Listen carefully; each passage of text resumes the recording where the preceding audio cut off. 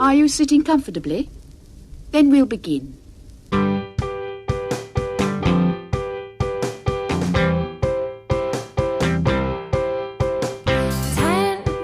minutes left. Yeah, but there's still some time. It's not the final score. We need more than the numbers we're given. Show us you live and breathe the game. You're more than a name.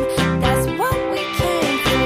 We can bring you more than the score. Every story. Let's take this thing off of the field into the real world, away from the numbers,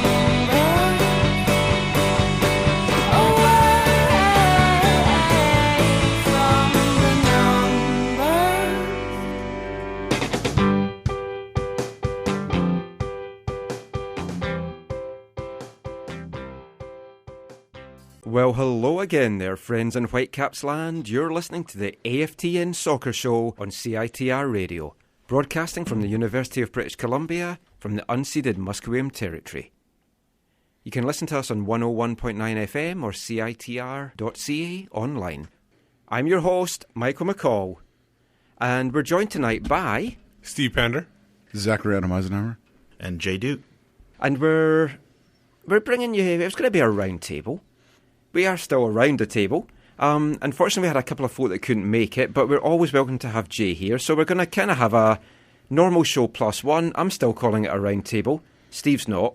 But yeah, we've got a lot to talk about. It's been a good couple of days for the Whitecaps. 2 big Cascadian derby wins. MLS game on Friday night. We covered that in our post-game show. If you haven't listened to that podcast yet, get on to aftn.ca and listen to that now. Today... in Portland, Sunday afternoon, Whitecaps 2, really gritty performance, 1-0 win. Under the cosh for a lot of the game, 6 minutes to go, 3-on-2 break. Great play by Gloria Amanda, and then the rebound came to Thomas Sanner, poked it away, 3 points, back-to-back wins, back-to-back Cascadia derby wins for WFC2 as well. So fantastic stuff. We've got a lot to talk about. What we're going to do in this show is we're going to be in 2 parts. Part 1, we're going to do a state of the Whitecaps, look at a number of things just to do with the Whitecaps right now. Second part, we're going to look at state of Canadian soccer, you could almost say. We're going to look at the World Cup bid for 2026, and we're going to have a little bit of chat about the Canadian Premier League. We're also going to bring you some chat with Colin Elms and Will Cromack from TSS Rovers, and we're doing a new segment with David Ousted called Me, My Shelf and I. It's all about books, and he's the first person to kick it off, and he's just going to tell us what books excite him and, yeah, just what he's reading just now. So let's get the show on the road. So we're going to start by talking about where the Whitecaps are just now, 6 games into this season. Sitting on 7 points, 2 wins, 1 draw, 3 defeats, currently 7th in the West, 1 point off the playoff places if that matters at this point of the season. 3 from the basement. If that matters from this point of the season as well. Colorado, last year's big front runners, sitting bottom right now, so who knows what's going to happen with that. So first question really just to pose to you guys is, how do you feel the teams looked through these first 6 games? What's been some high points? What's been some major concerns for you? Well, I mean, your point is correct in that I don't think, the points matter. The positions don't really at this point. There's so much time left in the season. The important thing is how the team is looking and how the team is playing, and that's the one point where I think you have to be concerned if you're a Whitecaps supporter. They have cleaned up a bunch of some of the issues that they've had last year. Particularly the back end has started to look like it's coming into form a little bit. Kendall Waston looks like he's remembered how to defend properly. Matthias Laba is back on form. Williams seems to be an adequate right back, which I think is one of the reasons why Waston has improved so much. So, some of those issues do bode well for the future of the season here, but there's still a lot of question marks. The team still hasn't really got an identity. You don't really know how the Whitecaps are going to come out and play just now. They had such a fantastic game against at LA, and I wrote about it with the two defensive midfielders being so involved in attack, and then the next game they come out and completely the opposite. So it's really kind of confusing. The midfield doesn't look to be really that cohesive yet. The attack has shown some pieces of inspiring bits with a whole lot of nothingness in between. So it's tough right now. It doesn't look the greatest, but it is still early season. I mean, you make a good point there about the defensive midfielders. The fact that they looked so good against LA, and then against Salt Lake they didn't look good. A little bit of change for the game on Friday night there. Chani had, I don't know if he was injured, but he definitely wasn't fully fit. Robo basically said he wasn't fit, so Tybert came in. He does a different job altogether, but I agree that there just doesn't seem to be any identity really with the team just now. Injuries play a part in that, but it's hard to say just what the team's identity is. I think the team still lacks leaders too. I know they have Waston, and him and Parker had a little dust up. Well, they were celebrating in the end there, and they're slapping each other in the face. But I still don't think that was super. That's fantastic. And the picture that came out was really fantastic. Yeah. But I just don't. I feel like the leadership on the field itself is lacking. There's like nobody that really gets the team going and gets the team forward if they need to get forward. It just, from watching from above, it just doesn't seem like it's happening. I don't know if you're seeing it on TV differently or in the stands differently. So. That's my biggest concern about the team. Like you're talking about, it doesn't have an identity. I think that has to do with the leadership on the pitch too. For sure. Because you got to get it going right off the bat, and sometimes they don't have that. Yeah, it's hard to deny that we haven't probably really come to a place where there's a solid identity of who we are and how we want to play this season. And it's hard to deny that that's not tied into all of the injuries we've had and all the unfortunate things that happen to, especially as we talked about last week, especially those attacking positions.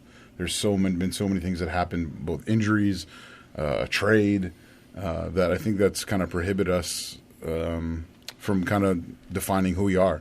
And on top of that is the Champions League. We talked about that a little bit on Friday after the game, and I don't have more answers now, but I do think that we, as a football club, didn't do enough to make it possible for us to do our best in that competition, but also protect our league possibilities in the same way that Dallas did.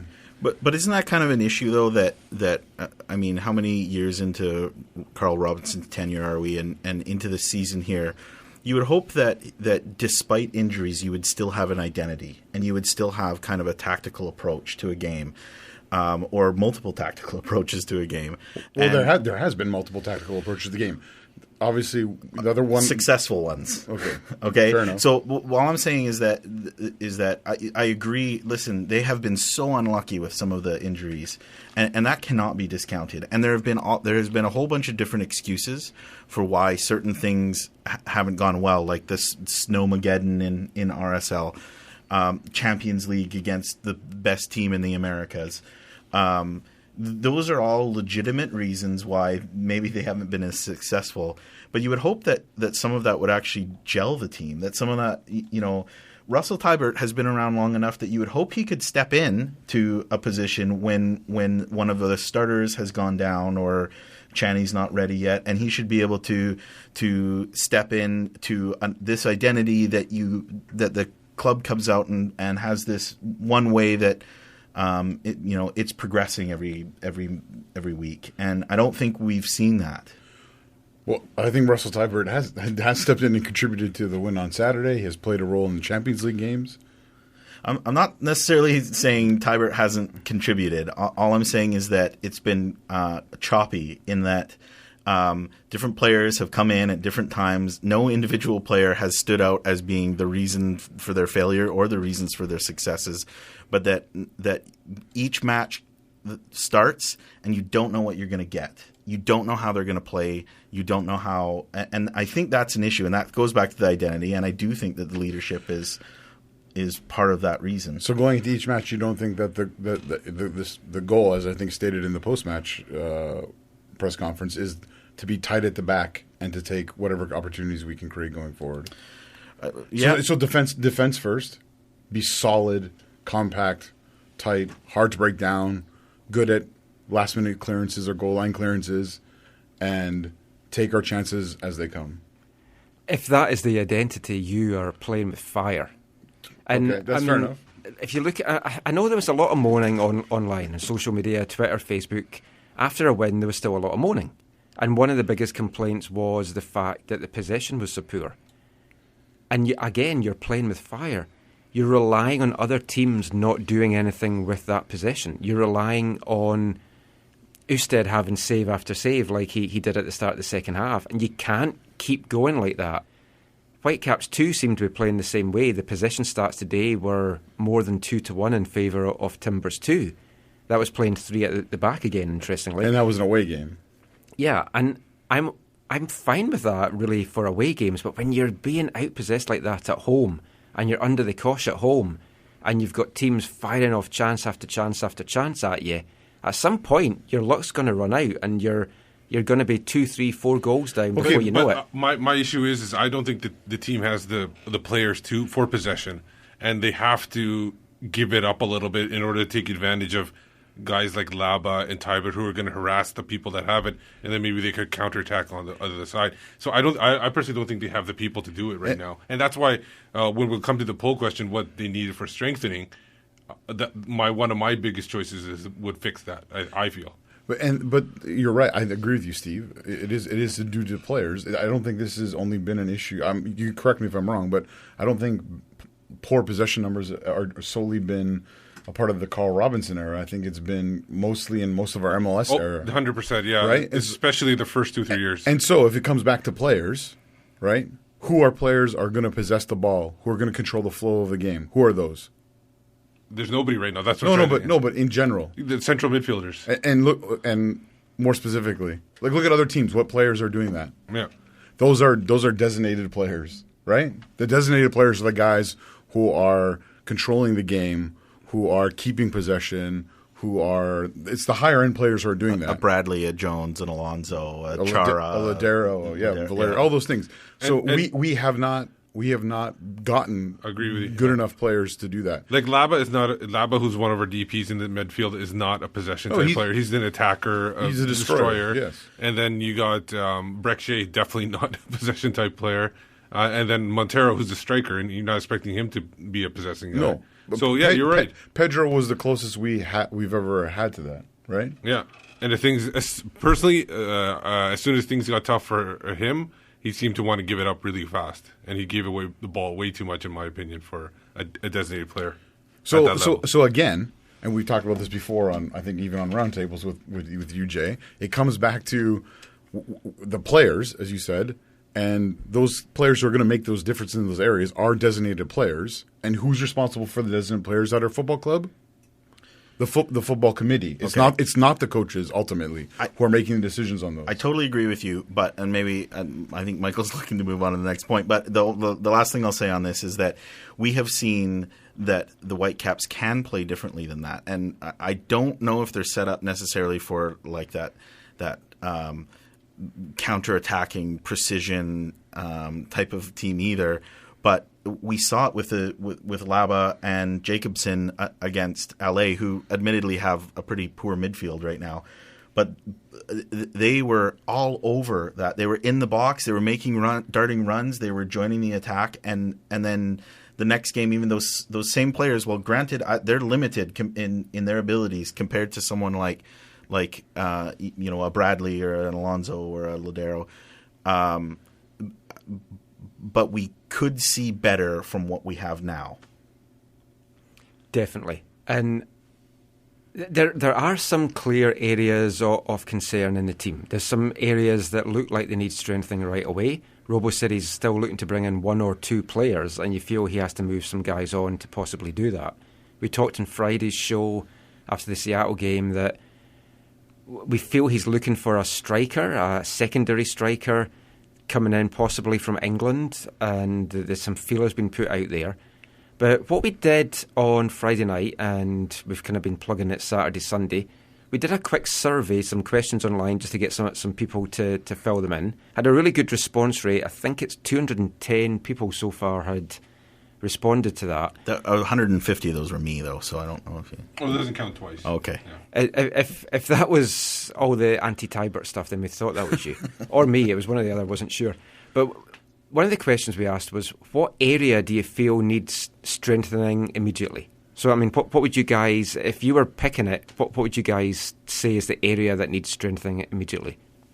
Well, I do think we need another striker, partly just because of injuries that we have there, and it appears early in the season that we're not willing to use or try Kyle Gregg as an option as a big holding kind of target kind of guy. Maybe that will change. Maybe it's something they're seeing in training. So I think a striker, but going back to our conversation before, we don't have. I mean, okay, Jordi Reyna is injured, and we've been told he's supposed to play the number 10 role, kind of that person who hopefully is going to be the pulse of the team and kind of help create.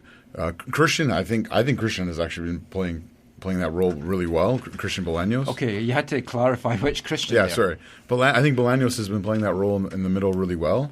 And I think has been helping to give us an identity going forward. And I think you saw it against Seattle. You saw it against LA. You saw it against even Tigres. You saw it against Tigres, right? With like that. Oh, when the chance he missed in the beginning of the second half, like that to me was like that was, where he started to play on the one side with a bit of change of pace, brought inside, and he ended up finishing the chance on at the back post. And he has been joining the attack and being that totally. second runner into the box. And partly because we've been given that freedom in that central role.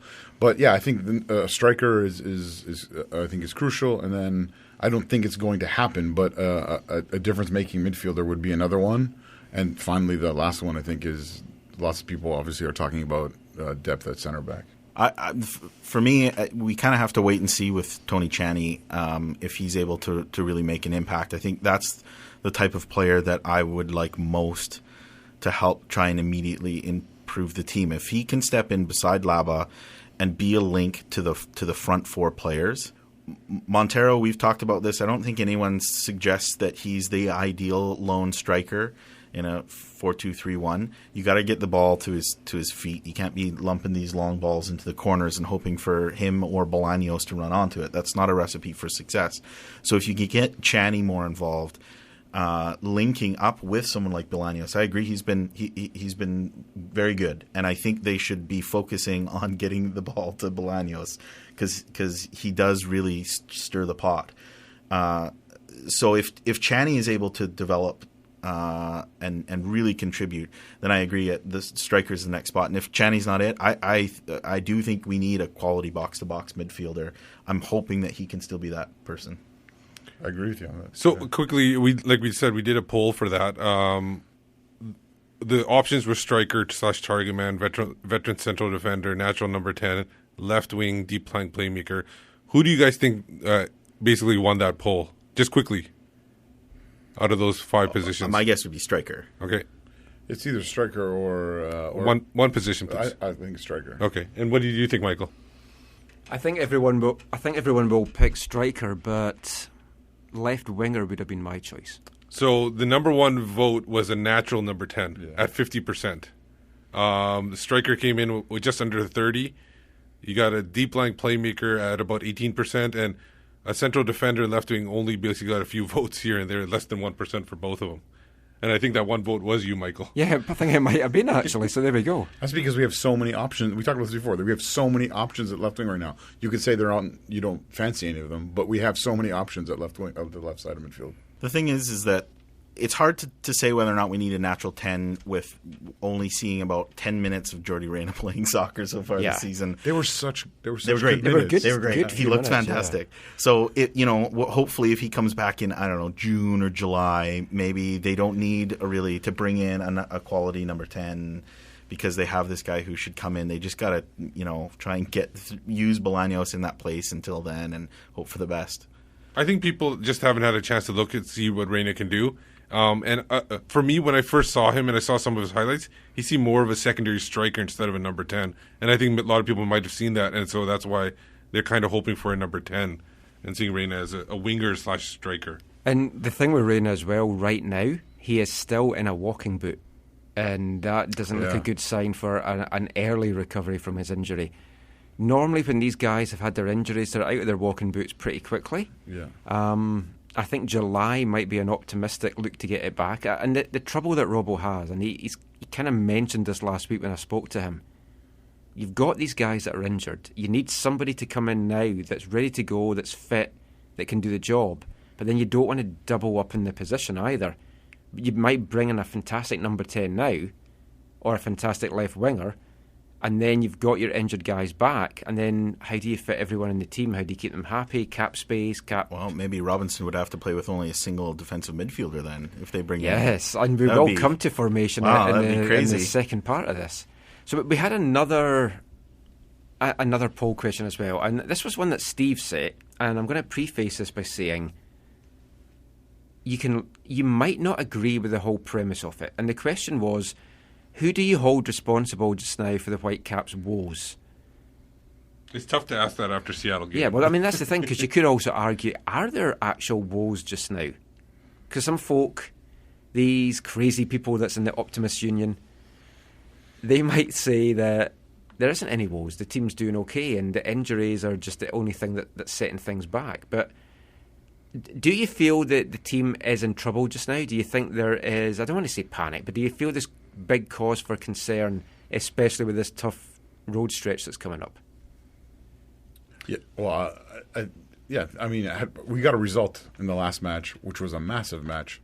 So I think that, I mean, when you read comments online, they're all about what just happened, and like, you know, if things went well, we're amazing, and if things went poorly, we're the worst that there's ever been. So, it's hard not to get caught up in that. I think there needs to be concern, right? Because I don't think we are where we want to be. When you look at the games we've had and where we've played them, we should have gotten more points at home, without a doubt. So I don't think anyone in the technical side, I don't think anyone in the coaching staff is like patting themselves on the back, being like, yeah, with 7 points, this is where we should be. You're dodging the question. Who's responsible? Well, we know his answer. No, who's responsible? Yeah, I think we talked about we don't have the players to play to solidify a consistent identity. Yeah. Those players are your designated players. The people responsible for the designated players at our football club are the football committee. So if you think that Breck Shea, Matthias Laba, and the Colombian are what it takes to do that, then it's someone else. But if it's not, if you think those are the three DPs we should have, then fine. If not, then they are responsible. I know most people will probably say the players, I'm guessing, because they're the ones on the pitch playing the games, or some will probably say the coaching staff. Well, that was my answer. Yeah, I knew you would say that. You picked the players. Yeah. I'm with Zach on this one. I mean, the thing is that after high five. Here's the thing: you can only blame the players for so long, and there's been a pretty good stretch of well over a year now where I think the team as a whole has not been performing as well as you would hope, as we would all hope. Okay, and you can blame some of that on the players. You can blame some of that on the coach. But if the problem consists for a long time, eventually it's the people at the top who are the ones that are allowing this to continue. And in the committee, the football committee is involved in player acquisition. We know that. They're also responsible for signing Robbo and keeping him on and setting his projections for what their goals are for the season. So you can be upset with the players on a game by game basis. You can be upset with Robinson on a season by season basis. But if you think that the product hasn't been moving in the right direction for a long enough period of time, it's no longer that you can say, well, they're at fault. Well, they are, but so are their bosses, who are the ones who are putting you in this situation and perhaps not allowing Robinson the types of players he wants, or giving the players what they need to be more successful, whether it be with a higher quality of scouting or paying more money for private charters, or asking to have games rescheduled because of fixture congestion early in the season with CCL. Those are all things that the club is partially responsible for. I would agree that they are partially responsible for that. I'm just of the old school thought of the manager picks the team. Once they go on the pitch, he has limited things that he can do. He can change things up, he can change formations, he can change tactics. And I'm going to come to that when we look at formation in part 2, because we've got an interesting question on Twitter about that. But the players have been making too many individual errors, and that's not Robinson's fault. That's not the front office's fault. Going back to last year's Voyagers Cup, Waston and Ousted collide. Whose fault's that? You can't say that's the front office's fault that they failed. And that play is very simple. The keeper has to call it. Yeah, but that's the players. That's nothing to do with the front office. Right. That's nothing to do with the but coaches. Do you not agree with what Steve said earlier in that we could have better players in key positions? We could have better players, but we don't. Nothing's going to change. They're not suddenly going to start spending money to bring in better players. They've said that time and again. So the players that we have to rise to the occasion. They have to play well. And for me, they're not. So they're the ones who've set those parameters, though. Are they not then responsible for them? No, 100% they're responsible for them. But I agree with I'm on Michael's side on this one. And I do agree that the front office, like you said, the front office needs to bring in better players. And I agree the 3 DPs are the issue. But this team has shown in times that they can play, and in times they don't play. The consistency is my problem with the players. And that's why I pick the players as the biggest problem. But who's that down to then? So whose job is it to make sure that the club, that the team is playing in a tactically sound manner and has some sort of a consistency at week to week? My issue is not the tactics. My issue is the effort. And I don't see the players listen. It seems like they don't listen to what the tactics are, and it feels like they're lost sometimes on the pitch. When you your job, and you see Robbo on the sideline just waving like madly, trying to get the players into the right position, but they're not doing it. You have to put the blame on the players and not paying attention. So why doesn't he bench them and get new players then? You can't just do that in a salary cap world. You just can't throw players away and bring in new players all the time. The whole contract situation, the fact that they just can't release them. They can't buy players out that aren't performing. That's where it's crap in Major League Soccer, because you can't just have a complete overhaul like you could in Europe. Then their scouting has been not very good. Yeah, I mean, that's a big thing as well. And the fact that they've got John Park in now from Celtic as their chief scout, and I don't know how hands-on he is, I don't know how remote he is. I mean, I'd be happy to go back to Scotland and scout for the Whitecaps just by sitting in my house. I'd be happy with that. So you guys are saying you feel like our players aren't doing their best? Yes. Wow. Okay. Yeah, that surprises me. We've got a tweet here as well from No Good Boyle at NoGoodBoyle_YVR. He says that the Whitecaps are the least accomplished of all the Cascadian and Canadian MLS clubs. 7 years of mediocrity.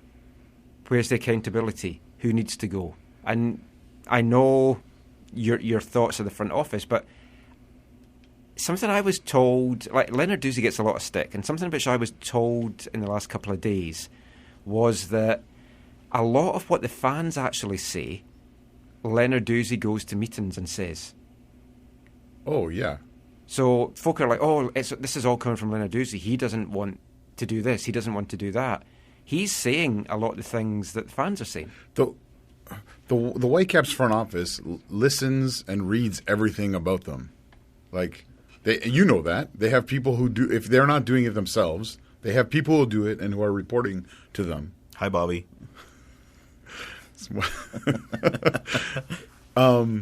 And so they take those things on. Whether they do stuff about them is sometimes apparent, sometimes definitely not apparent, or maybe not apparent. But no, the problem is that there's no accountability. When you have an owner who does not want to be in any way connected publicly, and again, I read Bobby's autobiography last summer to try and understand him better, and I had time on my hands. And when you read that book, it comes across very clearly. You have this guy who never will go public with anything, but I'm told he plays a significant role in the running of the club. And so when you have someone like that who's never going to be accountable publicly, they've set it up. It's like a system set up for like Bobby's never accountable, really. Or we'll never know on what level he's accountable. Does that make sense? No, I agree with you. Now, we'll have to leave it at that because we're running a little late, but I just want to update. I thought we're going 2 hours. We're going to update the poll question here. So basically, who is to blame for the Caps woes? The people voting agree with you two. It's the front office at 58%. Coaches' tactics, about 23%. Players at 17%. And the referees only got 2%. So the referees are off. Disco is off. So we're right then, is what you're saying. Yeah. And like for accountability, if you were to look, last thing on this, and then we've got to go to some ads, but the last thing, when you're talking about accountability, you have to think, if someone's going to go, who would be the most impactful to be replaced? If you put another face in instead of Bobby, that's not going to count for anything. Absolutely. A new manager, possibly. It all comes down to who wants to spend money. And that has to then come down to the owners for me. Oh, I think Greg Kerfoot is extremely culpable in all this. Yeah. Well, they're obviously accepting of exactly the situation that we have. Oh, yeah. So I know some people will say Greg Kerfoot didn't create the culture, but he is definitely responsible for it. And we'll leave it on that. And you're listening to the AFTN Soccer Show on CiTR Radio, broadcasting out of the University of British Columbia and the unceded Musqueam Territory. This second part, we're going to look at we're going to kind of break down the Whitecaps a little bit, and we're going to look at 4 of the poll questions that we set. The first one was around which acquisition is likely to make the biggest impact. And we're looking over the course of the season, and the options which we gave were Freddie Montero, Tony Chaney, Breck Shea, Shaden Williams, and Jordi Reyna. I think you can probably guess who may have won this question. Considering we did the poll right after the Seattle game. Jordi Reyna? Yep. Everyone's excited to see Jordi. So Freddie Montero, 175 votes, 83% is going to make the biggest impact. Basically because he's a striker. Where's the shirt? I thought you were making some shirts. Oh, yeah. I still am working on my Freddie effing Montero shirts. I might just go with freaking because that might just get away with it. So if we look at the other 4, like Tony Chaney, Breck Shea, Shaden Williams and Jordi Reyna, out of those 4, which one do you see being the most impactful to the club over the course of the rest of this season? Well, if we're talking one season, then it's probably the Colombian. But the other 4, we've assumed that Freddie's going to be the guy that's going to be the most impactful. Well, I would hope it'd be Jordi, but again, we don't know when he's going to be back, which is a huge concern. Yeah, I mean, to me, it is a big worry because Bola doesn't particularly enjoy playing the number 10 from just little comments that he said. He does prefer to be out in the wing. Nicolas Mosqueda, for me, is a guy that when he starts, struggles a little bit. And we don't have this natural number 10. And if you're going to bring in a number 10, that's a guy that you're expecting to be your number 10 for the year, in my opinion. Do you not think we've gotten the best out of Bola when he's played as the number 10? I like him as a 10, but I think mentally to him, he's just not overly happy with that. And he tends to drift a little bit wide too sometimes, which I guess it's good for him too because he gets more space. But I'm just worried that he is not, like you said, mentally he's not a number 10. He doesn't feel it. He's even admitted that he doesn't feel like he's a number 10. He's more of a winger. I do think that a front 4 of Freddie Montero up top with Reyna in the middle, Davies on one side and Bolaños on the other would be really tasty because you're right. Bolaños does like to kind of sit out wide, but he's not a true winger. He likes to cut in. Davies is the same thing. Davies can go down the line and get to the touchline and cross in balls, but he's also really good at cutting across the top of the box. Reyna, as we've mentioned, has been a guy who is kind of a winger striker type player, so you could see him making those darting runs out to the wing. I think that could be very exciting when Reyna comes back. If you're into tasty, I believe Steve's brought some samosas in the lunchroom. Yeah. Some sweets, maybe? Yeah, no good boy wanted to know if there was an actual beer machine here. Sadly, there isn't. We're not even allowed to have water in the studio, so we have to keep running outside to go and eat and drink. So that's why we just leave Steve to do the boards. So That's why you got to bring a Camelback like me, and you can just be sipping on this No, that's not. vodka That's crayons all night long. that's not allowed. It's just a backpack. I brought my camel toe. I completely misunderstood what you were wanting to have there. Going back to the votes, the two guys outside of Montero that the fans that voted feel is going to be the most impactful, Tony Chaney, Jordi Reyna, pretty even with the votes there, 7% and 6%. Chaney, it's impossible to say right now because we haven't seen enough of him. And we don't know whether he just isn't match fit, whether he picked up a little injury that didn't make him match fit. He was doing laps round the track after the game on Friday night. I talked to him briefly. They wanted him to be because he hadn't played games. He'd only been training, So he's not as match fit as match fit as they would yeah. as they would like. But Which, funnily enough, neither is Kakuta as he's headed off to Columbus. Twice he wasn't in the team. Once in the 18 not used. Right. And Greg Berhalter has basically come out and said that he isn't at the fitness level of the other guys and he's not at the standard that they expect. Which raises a whole other question of how did the Whitecaps let him be like that? Well, And and how did he let himself be like that? In all fairness, he's never been the fittest guy in the club to begin with. No. But you're right. There may be some, disciplinary concerns there. Yeah, and how much did that play into them being keen to move on? Because if he isn't fit and he isn't fully healthy and his injuries are still plaguing him, moving him on looks like even better bit of business. That left ankle, I think at some point this season it'll go. I hope it doesn't for him. Yeah, I'm rooting for him. Yes, totally. Usually when guys leave the Whitecaps, I couldn't care less about them. It's like I don't follow whether they do well or anything, but Kakuta's the kind of guy you want to do well. Absolutely. But you love everyone who played for the East Fife. No, I don't. Once they leave East Fife, they're dead to me. I thought that's why you love Gordon Forrest. Yeah, you got me there. But he came back as a coach. Oh, right. So there. And he's Scottish and at the Whitecaps.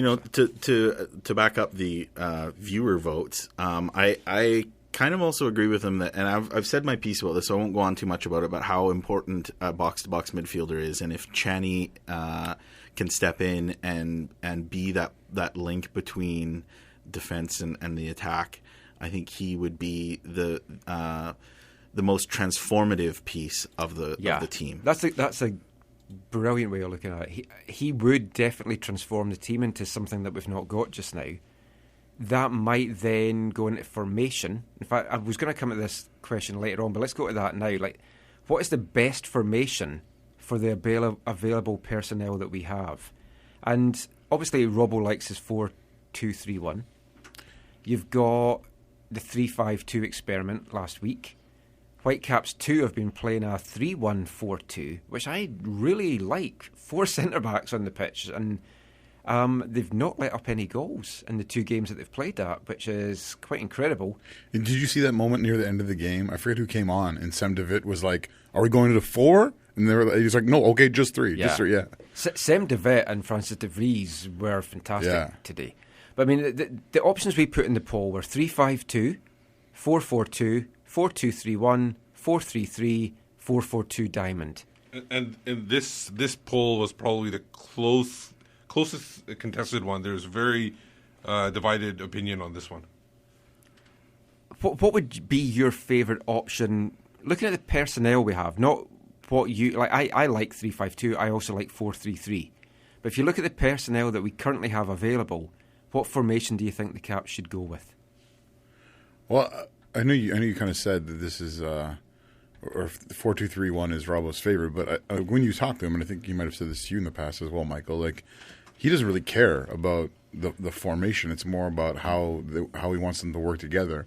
Because I know lots of people have gone on and on about if you're not playing 2 up front, then you don't have enough attackers and not enough available. But I think they often feel that with a 4-2-3-1 that they can have 6 guys attacking. It frees up more players to get into the box, in theory. In theory, which we haven't always seen. But again, talking about this year, Michael and I have seen both drills and seen them put those drills into play in games where they have been having 6 guys attack. The same, But it comes once in a while. It doesn't seem like the players are ready to go up all the time. And my only concern with that is Laba is not the fleetest of foot. When he does move up, it takes him a long time to get back. I'm actually with Robinson on this one to some degree. I don't really care about formation either. I'm more about what type of role are you putting the players into when they get into whatever position you put them on the pitch. So if you're, and I don't mean to harp on this whole thing, but if you have a double shield with two defensive midfielders, you would hope that one of them can get forward to at least end up at the top of the opponent's box to have an outlet there. They've been doing that more this season than they did last season, because last season was 0 times, I think, ever. This season it's been more, but it has not been very consistent. Hashtag double shield, no sword. Yeah. Yes. No, like they definitely, like, I think even I went back and watched the LA game, and I thought Jacobson played really well in that. Fantastic, well in that game, man. First few minutes, beginning of the first half. Because I thought my limited viewing of the game in the stadium, I thought, it totally turned when Tony came on, and that totally changed everything. When I went back and watched it, I was like, Jacobson was having a solid game. He was. LA was not great, right? But Jacobson was playing a significant role in that game. And you're right, we and this goes into your point earlier, Steve and Mike, about the players maybe not always executing what they've been asked to execute, because. It doesn't. It seems like sometimes the second midfielder has gone forward, and sometimes they haven't. The one thing about that game that we didn't talk about, we talked about another time, we didn't talk about tonight. That LA game was that it was right after that Kakuta trade, and it felt like it did, for lack of a better term, light a fire under them. No one is untouchable. Anyone, all your jobs are on the line. The guy on the billboard just got traded. Exactly. Yeah. The guy, and so it felt like they were like, okay, wow, I do got to take this up another level, or I do got to be more consistent throughout this whole match, or whatever. So, just to get your guys we know what your opinion is there. You don't care. But who do you think won the poll out of those 5 formations? 4-4-2. I agree. Okay. 4-4-2. So first place was 4-4-2, but Diamond. Oh, okay. 4-4-2 Diamond. Is that because of our logo? Or? 29%, possibly. That's triangle.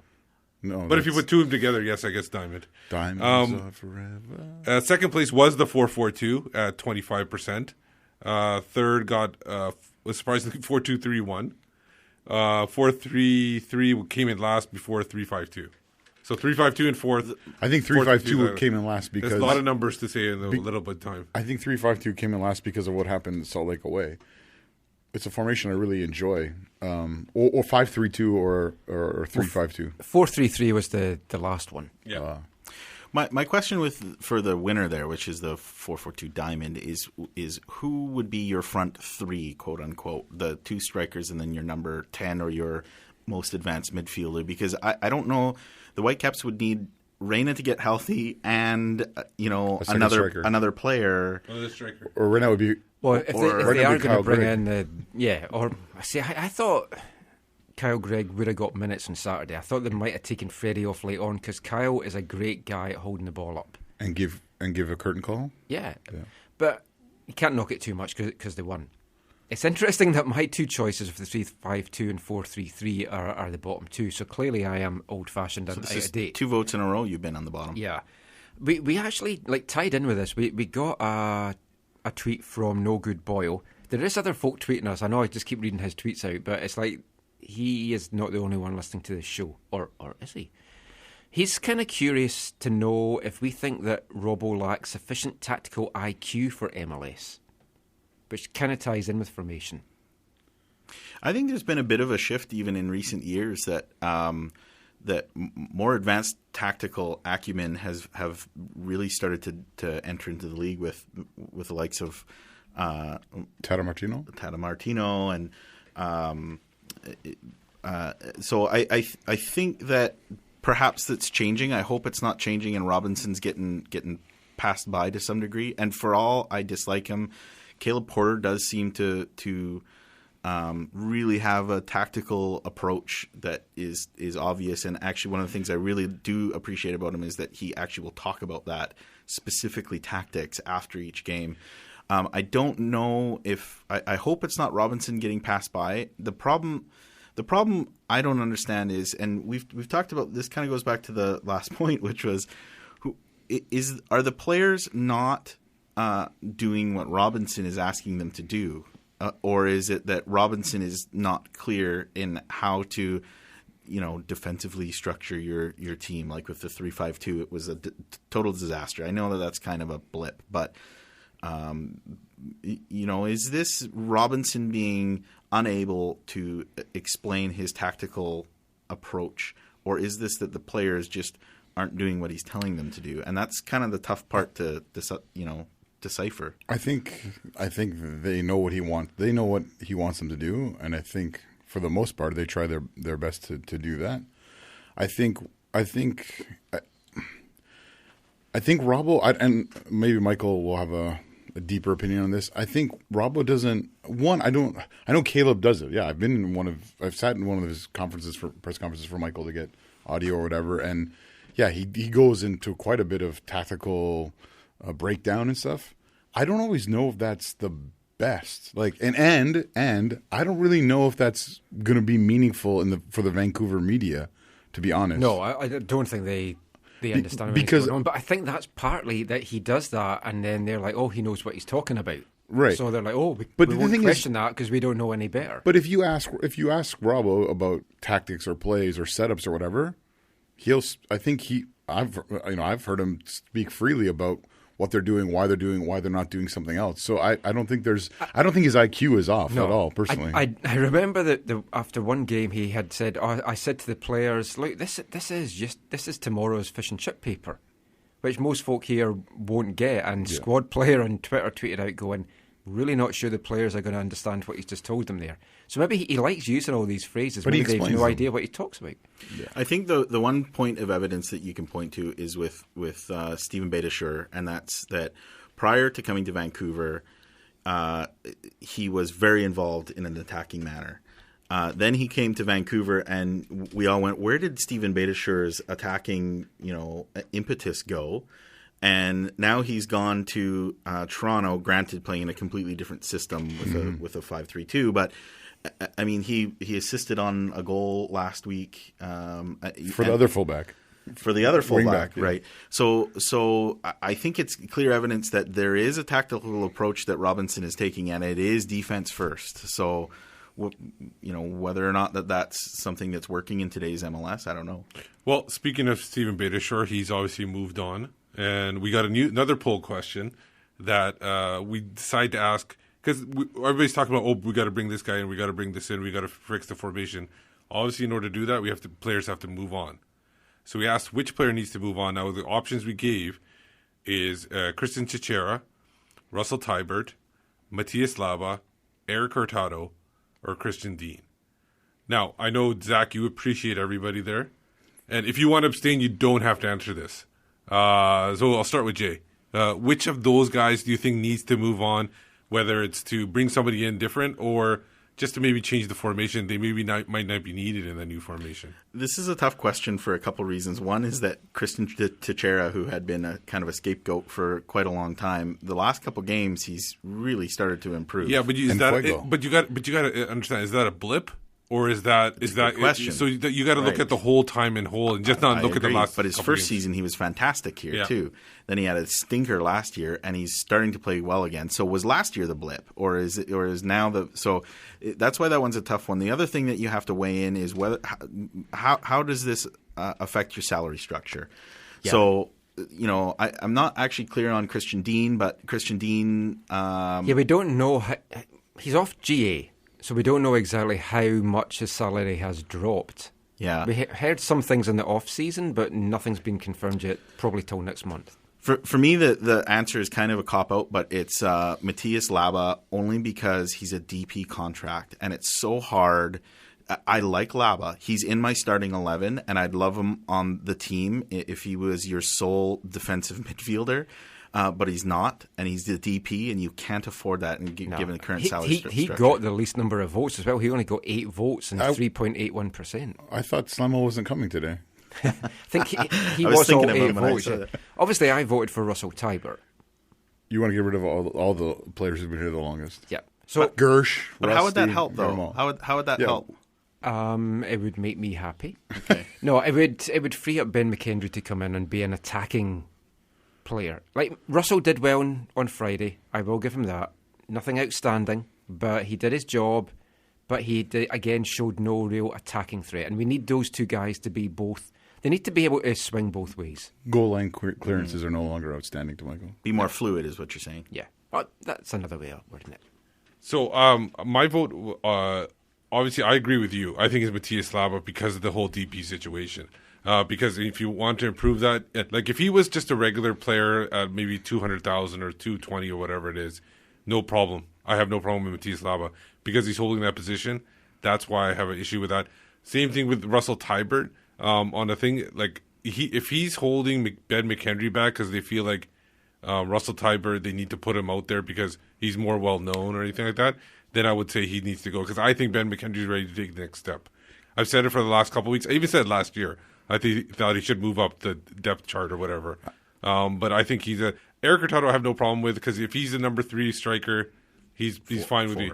Well, 4. 3 or 4, whatever. If you want to move up Kyle Gregg, Christian Dean. Yeah, he might need to move on just for his own sake in that case. And Christian Chera, I still don't have any faith that this last 2 game is a consistent thing for him. So let me ask you a question then, because would it not? I know this is a hypothetical and it's a poll and all that, but like, would it not make more sense to use TAM to buy down Matthias Laba and then just bring in a DP? Totally, but it's whether they want to do that because then once they've spent it, that's it gone, and it's whether they maybe are thinking of using it in other ways. That would also mean that the front office would have to pay more money for another designated exactly. player. The only reason Matthias Laba and Breck Shea are designated players is to say we have 3 designated players. Yeah. It would be so easy for them if they really wanted to be, and that's one of the places where I think where the front office it should be held accountable is that they could be using those positions much better with the use of the mechanics of the MLS. Totally. Well, we'll just quickly give you the results in the poll. In 5th place was Matthias Laba, 3.81. Christian Teixeira 4th, 4.76. Then it got interesting, kind of. Christian Dean, 15.24. Russell Tybert only in 2nd spot at 34.29. And scapegoat, Mr. Injured, Eric Hurtado, 1st and 41.9. He was first. He was first, yeah. I think that is more people wanting to bring in a striker and they're thinking that maybe Eric Hurtado needs to go in order to bring that striker in. It might not just be because of Eric Hurtado. Oh, it could be. But as pointed out by a couple of wags, and by wags I don't mean wives and girlfriends, but people on Twitter pointed out that David Villa obviously saw what Eric Hurtado tried against LA and thought, I could maybe try that, and then it worked. So, I mean, Eric's a trendsetter. Last thing, very, very quickly. Then we're going to go to some more ads, which hopefully we'll play this time. Oh, we've had a lot of feedback about the cocaine one, Steve, and I maybe wouldn't play that again. But which young player is going to make the biggest leap forward? The options were Marco Bustos, Ben McKendry, Jake Nerwinski, Spencer Ritchie, and Tim Parker. And why was Tim Parker in that list? Because Steve came up with that. I asked him the same question. It was like that Sesame Street. One of these things just doesn't belong here. Unsurprisingly, Tim Parker won at 61.24. The reason why Tim Parker was put in there, I was talking about like making the next step from where he is. Like I think he's like right now he's a very solid defender. I'm thinking about in the next step would be taking to becoming like the number 1 guy, supplanting Kendall Waston as being the number 1 solid, maybe captain. Which arguably he already has done. I would actually agree that he's right now he's a better defender than Kendall Waston is. So, and I agree that Parker would be my pick in that poll for the player because I think he has still a lot of room to grow. That's funny because right now I'd say they've formed a great partnership together that we should hope they stay healthy. I agree with that. Yep. Just don't knock each other out. Yeah. We'll quickly give you the results and we'll go to some ads. 5th spot was Spencer Ritchie. Fourth was Marco Bustos, which was very hopeful from the 17 voters there, I think. Third was Ben McKendry. Jake Nerwinski second on 20%, and Tim Parker 61%. So the final bit of this first section, talking about the Whitecaps, is we're going to quickly look at how the season may or may not pan out. Now, in the past, we've had summer slumps. We've only got 3 away games in a row this current summer. We've got Dallas, Colorado, and New England. In the past, we've had 4 games in a row, 5 out of 6 on the road, but it doesn't seem as gruelling an away stretch.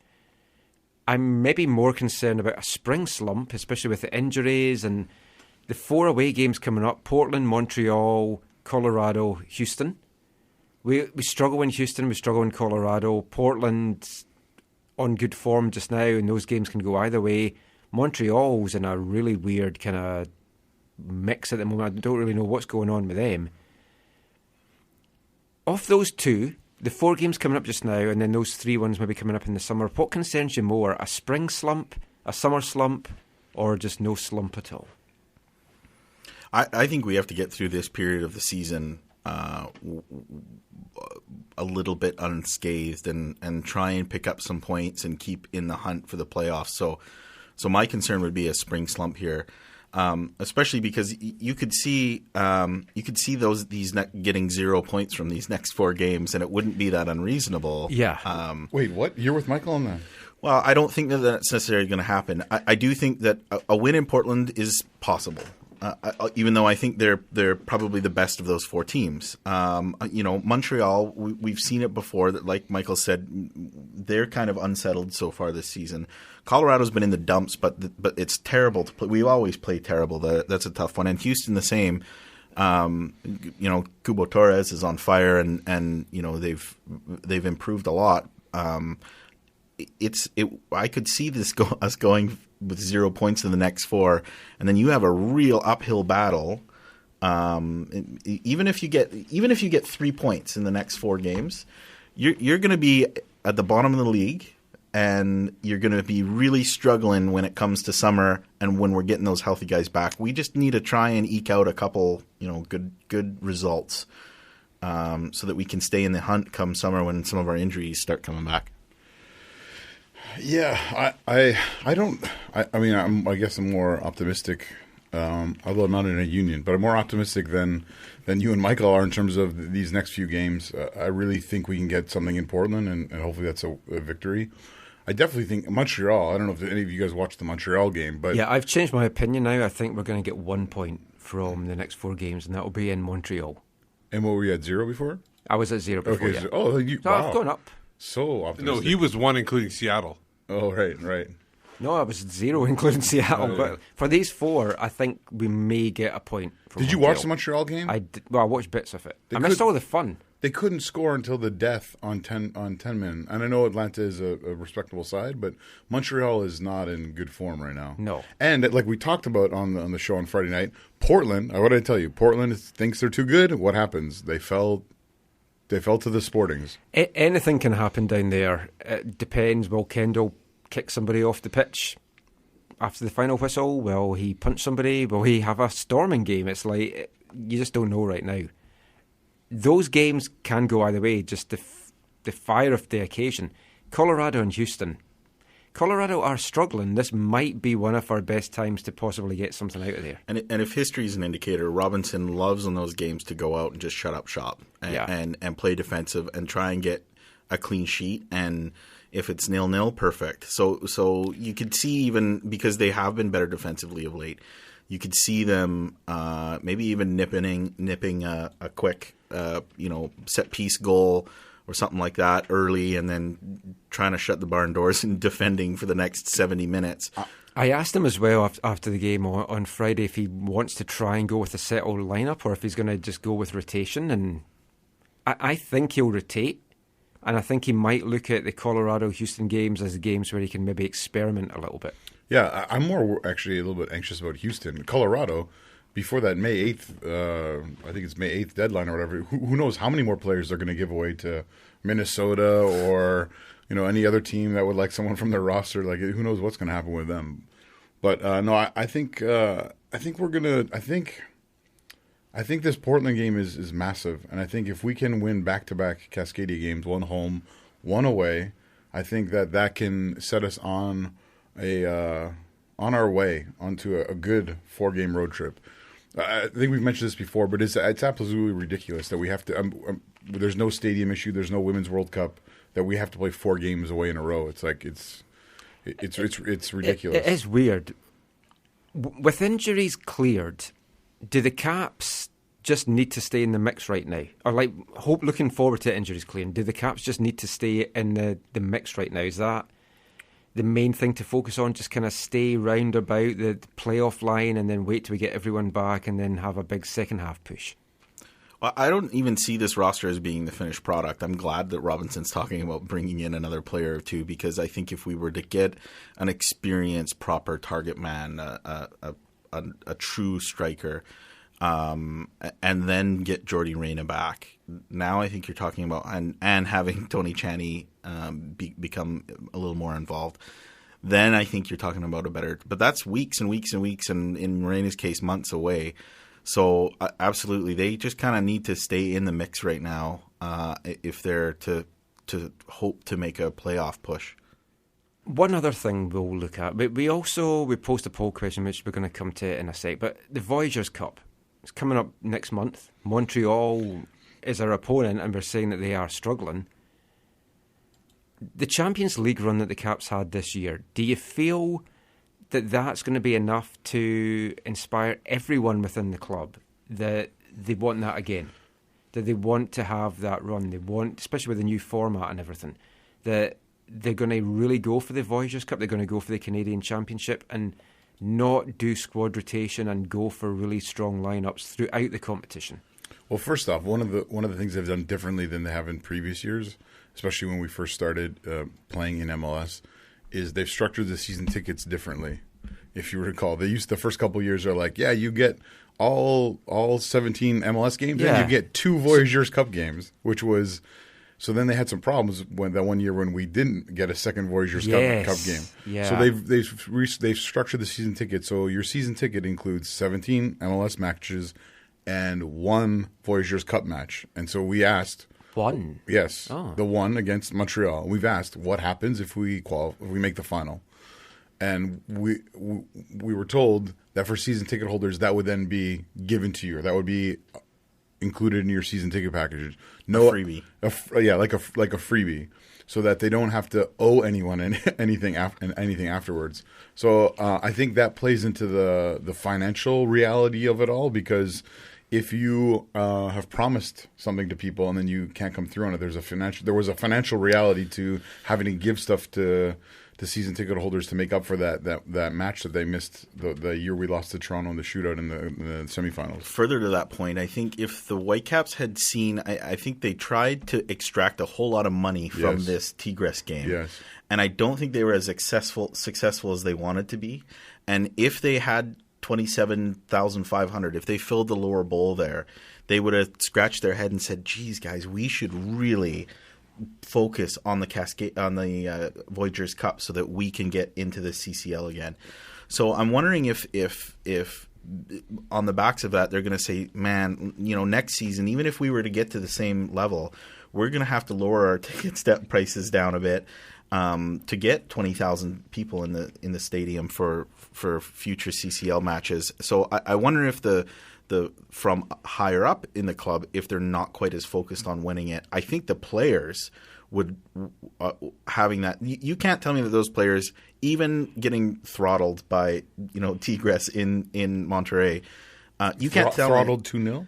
Well, the game. Watch the game, not the goals. They were pretty badly. It was more than a 2-0 performance. But you can't tell me that every one of those players didn't absolutely love that experience. Oh, they did. I mean, David Ousted it was like a career highlight for him. And especially for some of those older guys like Jordan Harvey, who may not be able to get there again. And I think that the players will definitely be involved in this, because they see that this is the way for them to get back to the CCL. Wait, is Jordan Harvey sick or something? You're talking like he's dying or something. Well, just if how many years do you think Jordan Harvey has left in a professional MLS club? I think at least As 3. a starter? Oh, as a starter? Well, he may not have another. If they don't win this year, he may not. He needs to win this year if he wants to play in the CCL again, because who knows what will happen the year after. He's not young anymore. I think one of the motivating factors for this Voyageurs Cup also is with the augmented format for the Champions League, is this chance at revenge against Toronto for not only to play them in the final of the Voyageurs Cup, but then to take away a Champions League berth from them. It's huge. I think it's hilarious. If it had happened to the Caps, I would be angry, fuming. And TFC supporters are. Yeah, it's just hilarious. They think they're in, and all of a sudden it could be whipped away. It gives them the incentive in one regard to play a strong team and win it, so then they don't have a playoff game. That's a bad thing, potentially. But it also then means they can think, look, you know what, we'll just rest our guys, we don't care about this competition, and then we'll just focus on the playoff game. So it can go one of either two ways. Could you imagine they put out very weak lineups against Edmonton or Ottawa, saying like, hey, we're going to save 2 games in congestion, and we'll just play whoever it is going to be. Then what happens if Montreal were to beat us and Ottawa were to beat them? And then you've got Montreal and Montreal's B team in a final. See, that's not right either. Last thing to talk about here. I was wanting to talk about ticket algorithms, but we'll save that for another day because that's about a whole 15-20 minutes on its own. Oh, yeah, I heard a little bit just about that. Just find out about that over the weekend.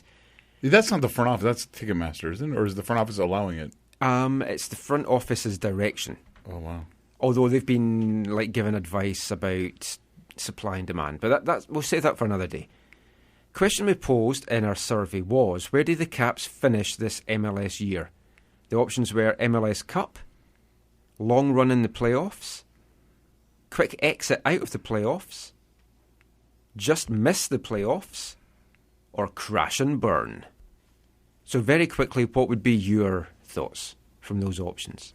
I think just the way that the MLS is set up, it's pretty hard to really truly crash and burn. There's so many people can be in the hunt even late for that last playoff. Yeah, even Minnesota right now is still in the mix. You win 2 games in a row and suddenly you're above the red line. So I do think that they're definitely going to be in and about the bottom end of the playoff positions towards the end of the season.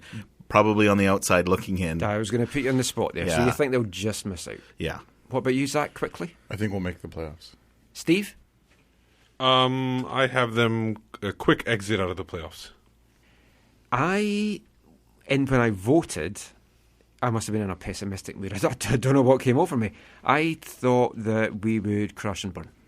I was one of the votes for that. This is also the exact same time of year where, Michael, every year you're just like, the squad's not good enough. Yeah. We got to bring in players every April, every May. April, horrible month. He's been accurate for most years though. So I suppose in 5th spot on 3.81% was crash and burn. MLS Cup winners. 10 people are confident we can win the MLS Cup. 4.76. I don't know if that was before or after our cocaine PSA that we played. In 3rd spot, 16.67 said a long run in the playoffs. That was 35 votes for that. And then it was so close. Tight as anything between the two. 2nd spot, just missing the playoffs, 37.14. Quick exit out of the playoffs, 37.62.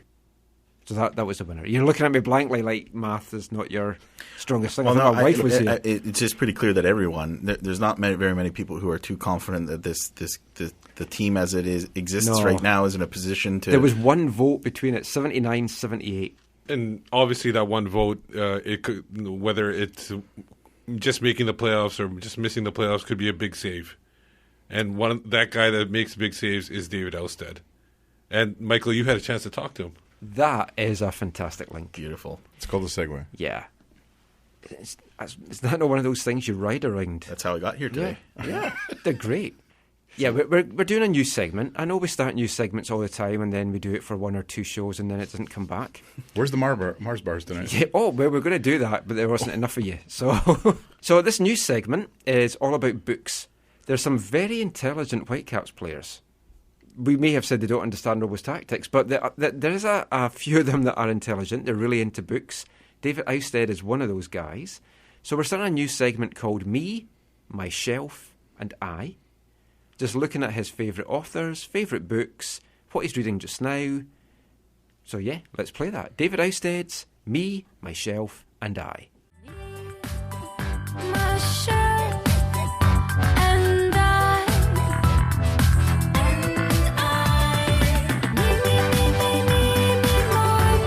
my shelf and I. So David, everyone knows you're an avid reader. If you were to sort of pick who your favourite author was, who would that be? I'd probably say Ken Follett. I really enjoy reading him. I've read a number of his books, Pillars of the Earth, Winter's World, and what's it called? The Third Twin, I believe it's called. And he's very good at engaging his readers throughout the books, and then keeping you want to read another page and another page and another page. So I really enjoy reading him. And I spoke to you a little bit ago about if you were at a desert island, what books and stuff you would take. But if you were to look at like 3 books that are your go-to books, something that you go and revisit, something you'd want to have with you, fiction or non-fiction, what books would those be? I'd say Winter's World by Ken Follett. I really enjoy Andrew Agassi's Open. It's kind of a humorous book about his career and how he goes through a lot of these things. And thirdly, Gus Hansen wrote a really good poker book. I was kind of into poker at one time, and then played that a little bit. I haven't been playing as much lately, but it's actually a good book of the game and kind of his stories about some hands and stuff like that. It's actually not a bad book. And what's on your bookshelf just now? A lot of things. Right now, I'm mostly reading homework. I'm doing Bachelor in Finance, so I've got a couple of different subjects I got to get through in the next couple of weeks here. But I haven't really read anything lately that's on my shelf. Mostly it's been homework. I'm trying to think of the English title of the one I'm reading right now. It's a Danish book. I like reading both in Danish and English. If I just say another one I love reading and would revisit, it would be Tolkien, because his whole universe impresses me, how he's created his whole universe and is writing by that. So Tolkien's books are amazing as well. Do you have your kids as avid readers, or are they still a little bit too young? Yeah, no, I try to read for them every night and different things, and it's obviously most picture books, and my daughter really enjoys anything with a princess in it or something like that. So I'll read to them most nights and have them look over books and stuff. I think it's important to get your kids into these things and have them read themselves, but also just have that quality time with them. That's great. Thanks so much for your time, and good luck on Friday. Thanks a lot. Thanks. Dear sir or madam, will you read my book? Here's to write. Will you take a look? Based on a novel by a man named Lear, and I need a job, so I want to be a paperback writer. Paperback writer.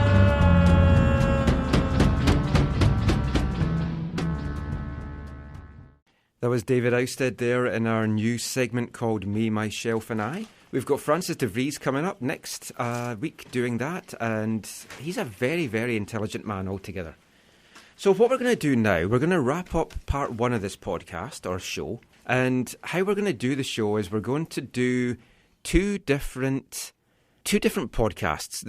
This Whitecaps chat is going to be in podcast number 188, and then everything we do after the next set of ads is going to be in podcast 189. So that's our Whitecaps chat done. After the break, we're going to be talking about the 2026 World Cup bid and the Canadian Premier League. We're also going to hear from Colin and Willie from TSS Rovers. Unfortunately, Jay Duke is going to have to leave us for the second part of the show.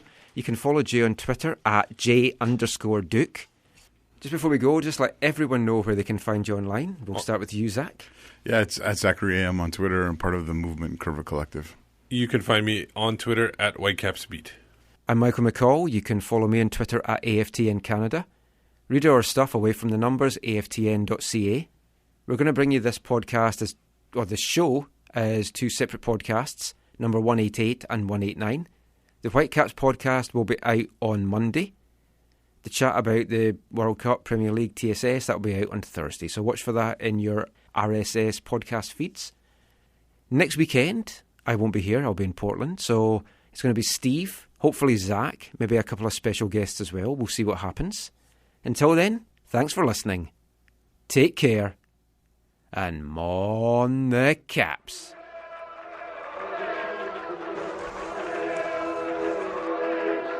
Going to your first match is an experience you never forget.